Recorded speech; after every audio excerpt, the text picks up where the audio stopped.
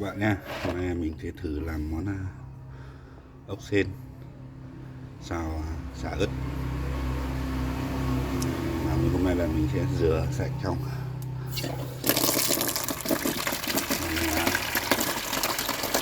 làm sống luôn, kéo lấy cái kéo lấy cái đầu ra và làm sạch.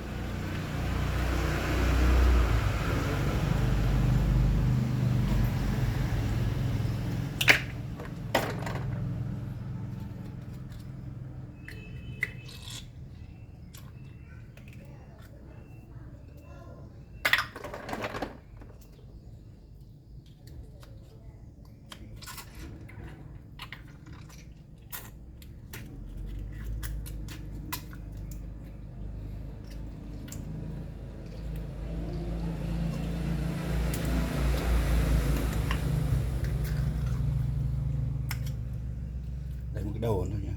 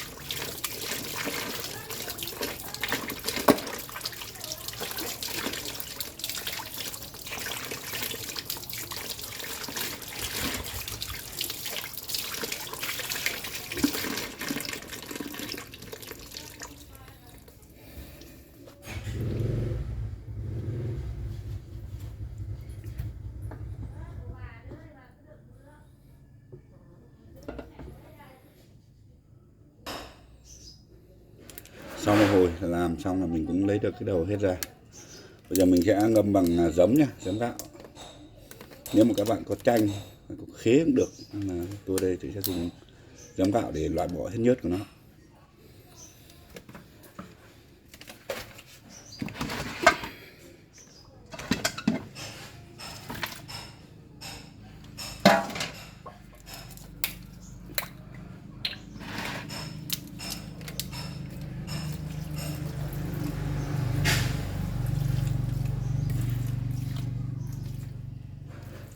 Cho đỡ nhớt.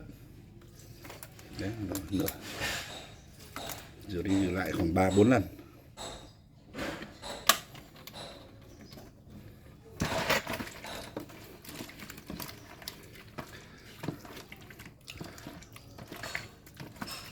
Nhớt này. Rửa thật sạch. Khi nào hết nhớt thôi. Thấy nhớt.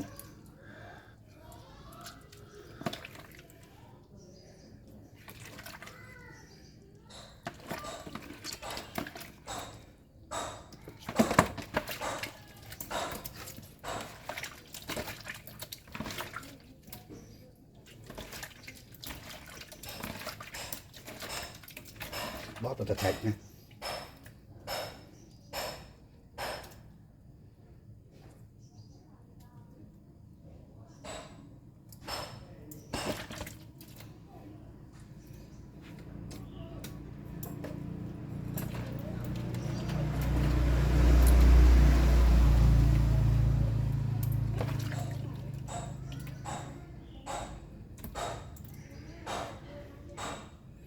Giấm gạo là chua là thường sạch hơn. Còn chanh với khế chua thì hơi mất công.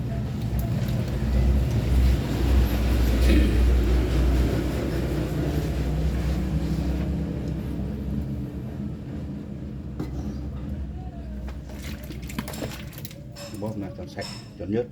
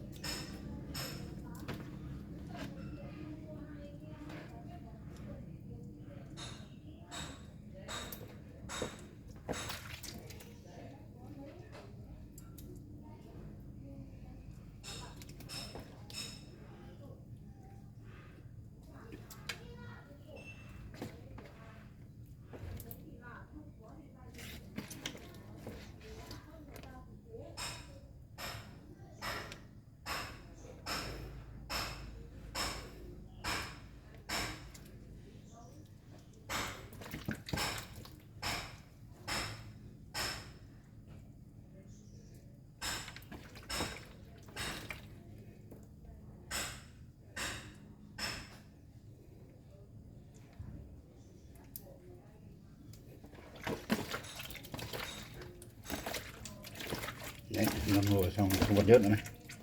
Rất chưa sạch rồi.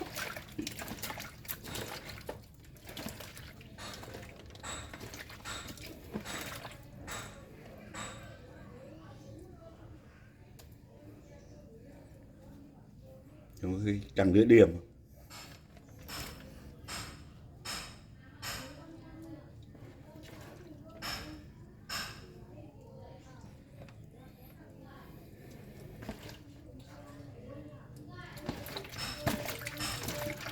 Bóp cho thật sạch, còn nhớt thì đảm bảo vệ sinh.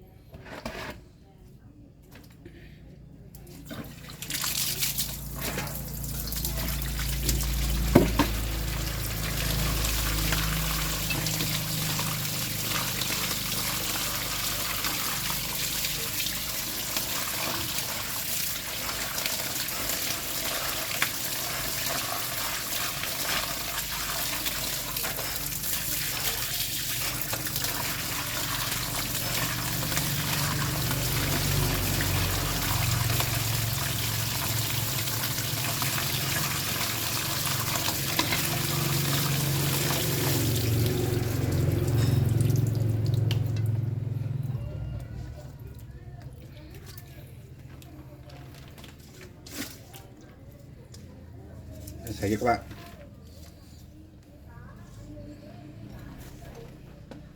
Nhưng mà mình lại bóp lại lần nữa cho thạch bị nhớt. Giấm thêm giấm vào. Lần nữa cho đảm bảo là đều sạch bong.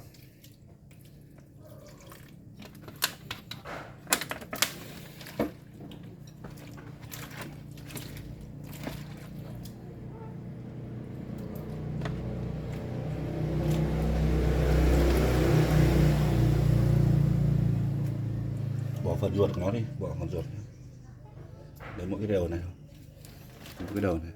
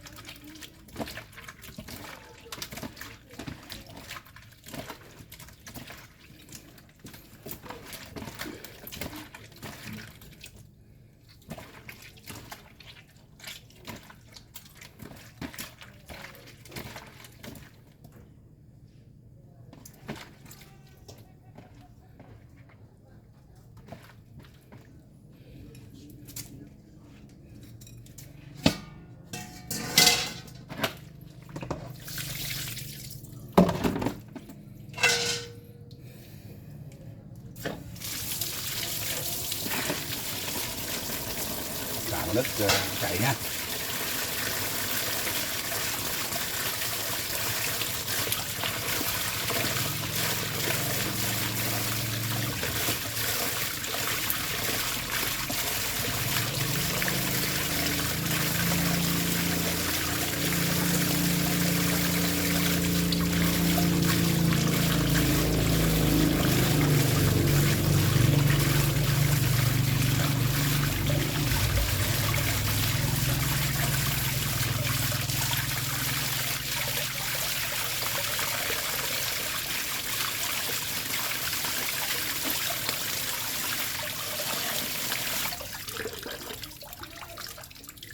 Giờ sạch bòng rồi.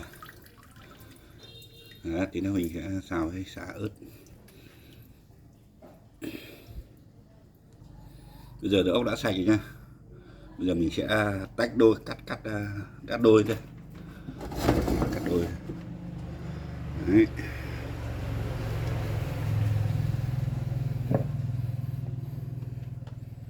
Cắt đôi ốc ra. Nên dễ vừa miếng ăn.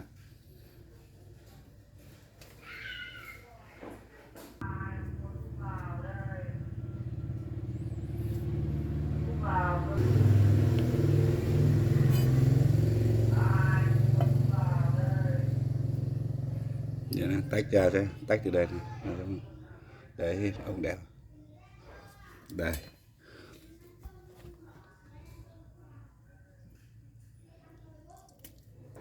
Chắc sao?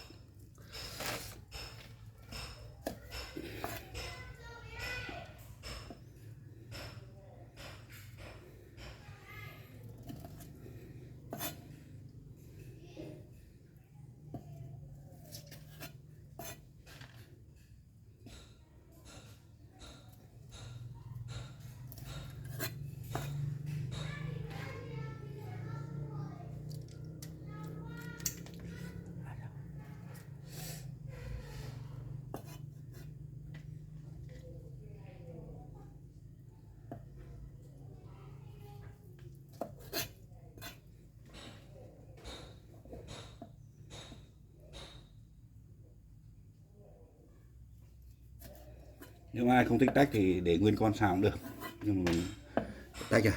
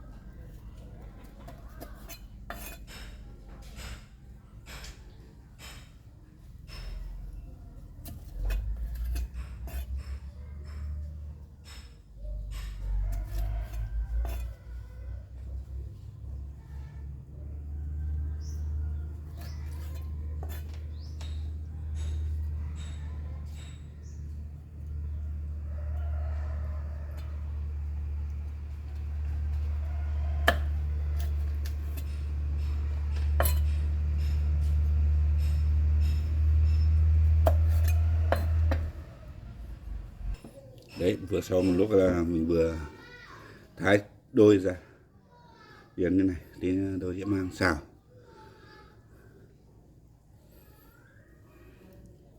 Bây giờ là đến lúc, bây giờ là đến giờ trưa mình cũng xào thì được nhá. Bây giờ mình sẽ thái hành, ớt và sả để tí nữa chúng ta chuẩn bị xào.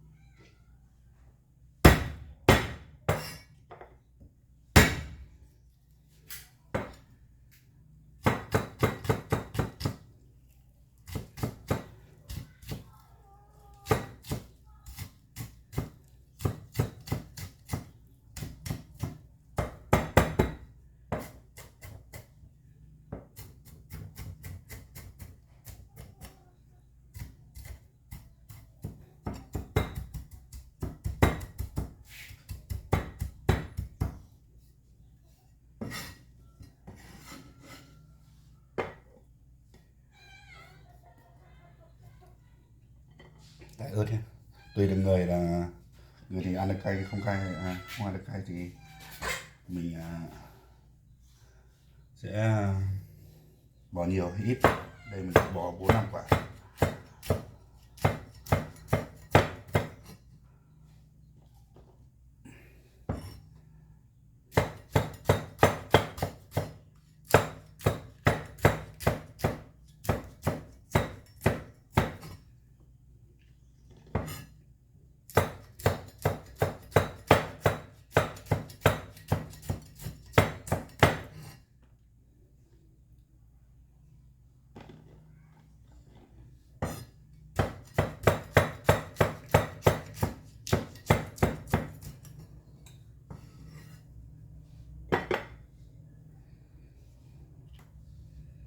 Cắt cái già đi.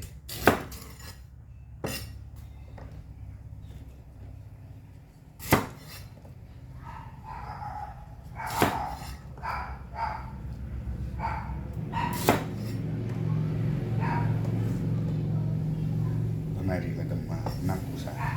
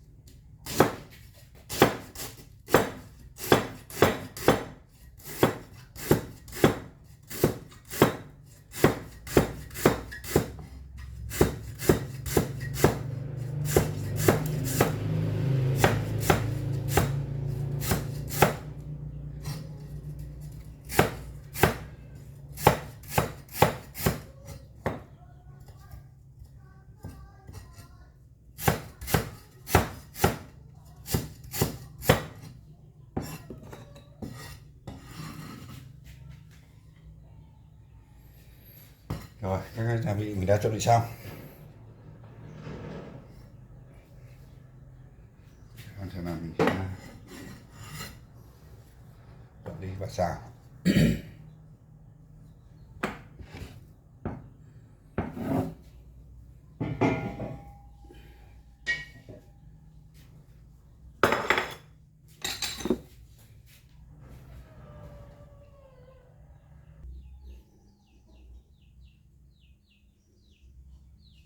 Ok, bây giờ mình sẽ xào nhé.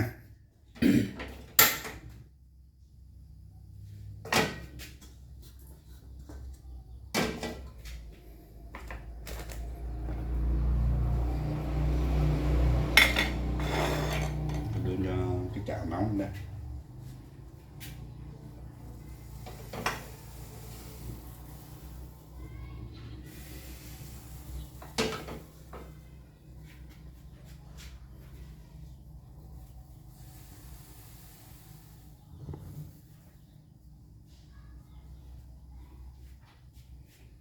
Rồi, cái chảo nóng rồi.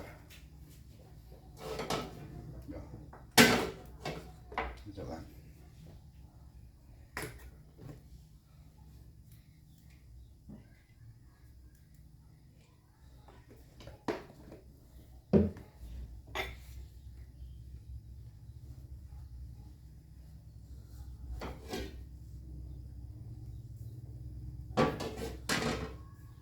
Sôi dầu lên không có hành.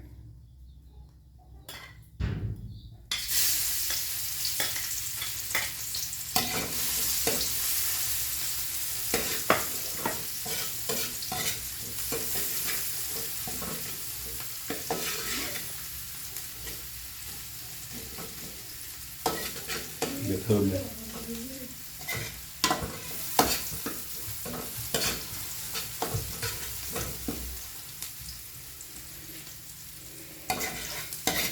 Thì thơm lên.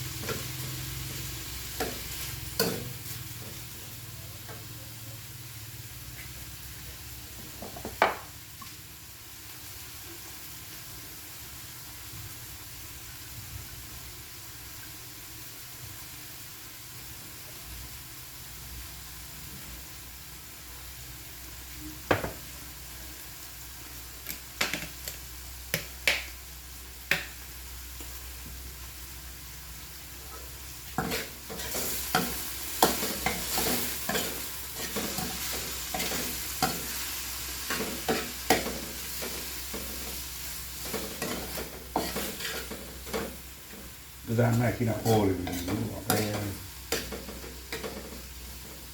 xả.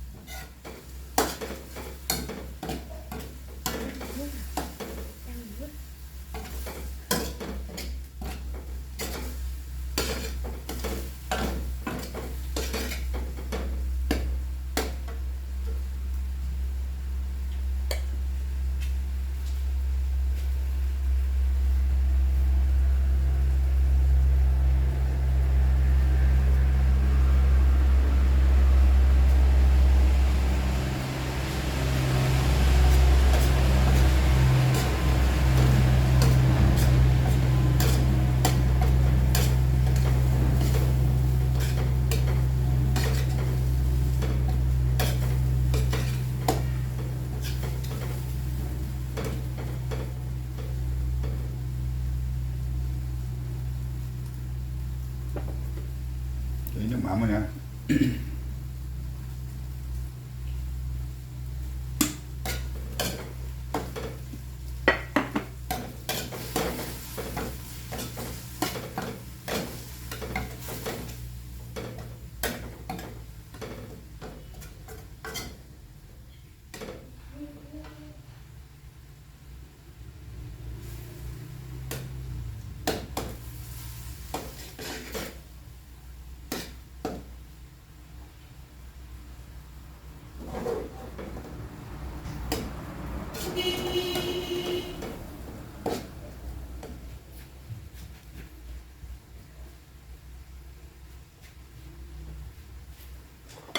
Rồi mình sẽ cho xả ớt luôn.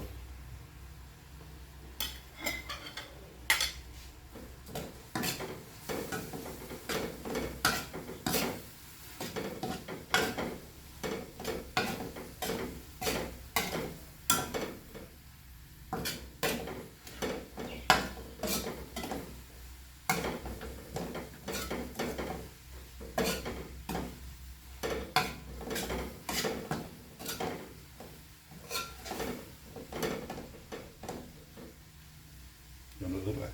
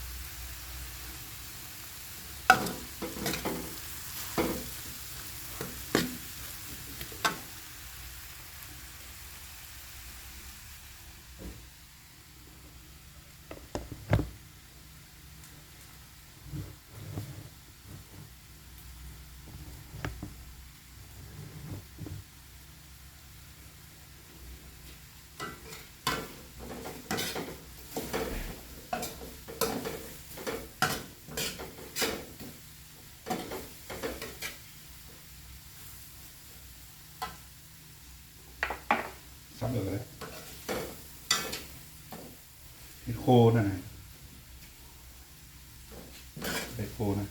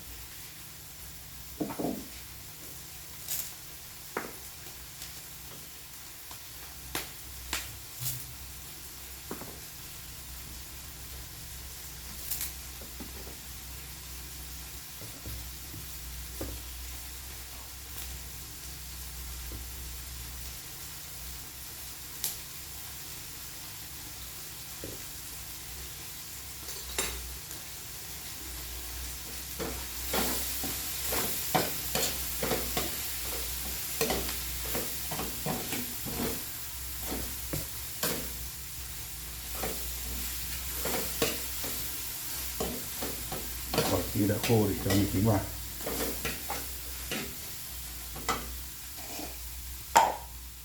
Có thìa một tí, thìa nhỏ một cà phê.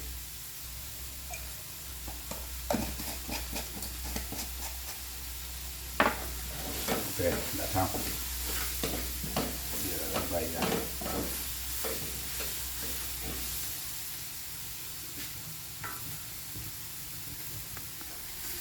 Đây, đã xong. Khô.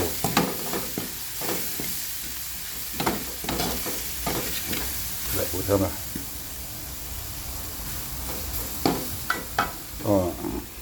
Tắt lửa. Bật ra.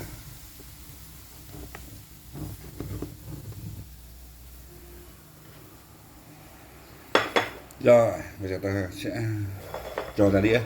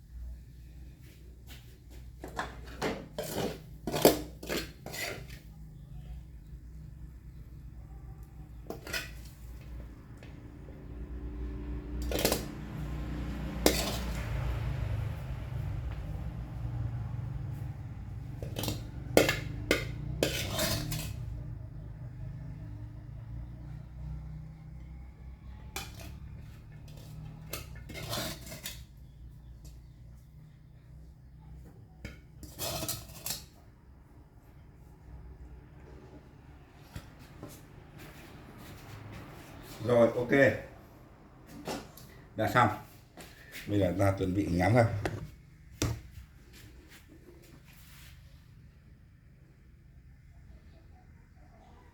Ok, bây giờ mời các bạn cùng thưởng thức món ốc xiên xào sợi ớt.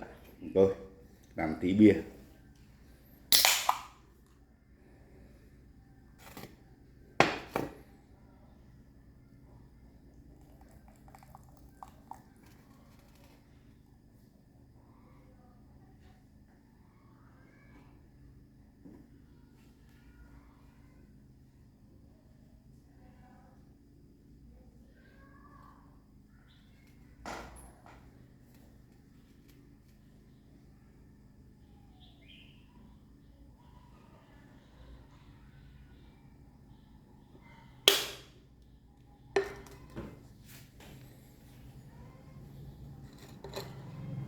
Trước tiên là thử miếng đã.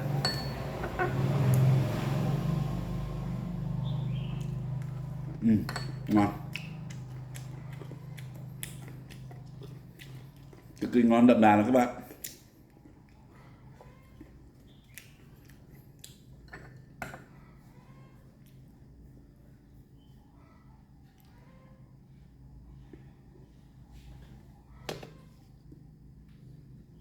rất giòn, giòn thật thật.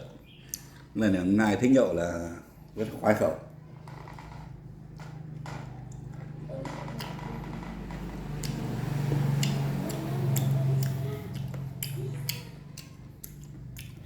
Là ngậm bia.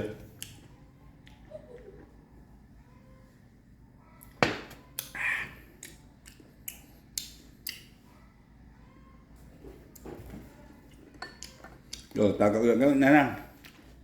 Chào các bạn. Thì từ video sau chúng tôi đã làm món ốc sên nướng với ớt xanh. Xin chào các bạn.